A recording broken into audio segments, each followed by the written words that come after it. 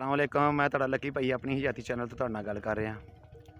तो अज मैं इत्थे ज़मीन अपनी ते आया सीगा ते इत्थे ना एक खाला सी। मैनूं खाले ने इन्ना जलील किया ना तकरीबन कि समझ लो कदी टुट जाता सी, कदी पानी लाना टुट जाना, कदी कुछ करना वो कोई हल करने।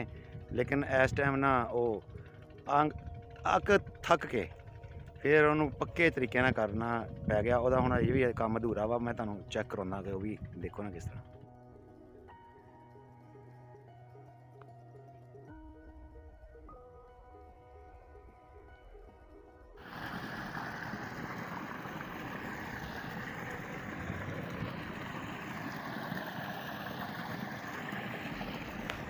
आ जी खाला वा, मेन खाला इत्थों खाला आ मेरे वाला खाला, इनू आ नक्का लाउणा वा।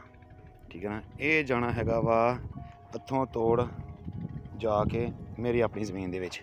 यानी कि आ इन्नी जगह सी, इहदी कदी टुट जांदा सी, कदी कुछ हो जांदा सी, कदी कुछ हो जांदा सी।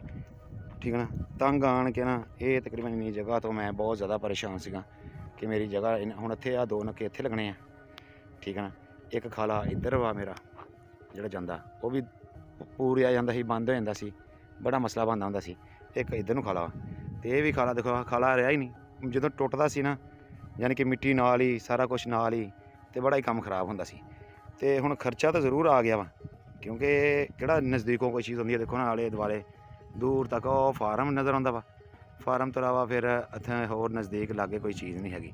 ਯਾਨੀ ਕਿ ਮਜ਼ਦੂਰਾਂ ਨੂੰ ਉੱਥੋਂ ਚੀਜ਼ ਲੈ ਕੇ ਆਉਣੀ ਹੁੰਦੀ ਸੀ, ਇੰਨੀ ਦੂਰੋਂ ਲੈ ਕੇ ਆਉਣੀ ਚਾਹੀਦੀ। ਇੱਧਰੋਂ दूर दूर तक किते भी ना कोई लागे कोई चीज़ नहीं हैगी जिथे बंदा के पानी भी दूरों, इट्टां भी दूरों, सीमट रेत बजरी सब मजदूरी बहुत पैंदी है इदां दे कामां विच।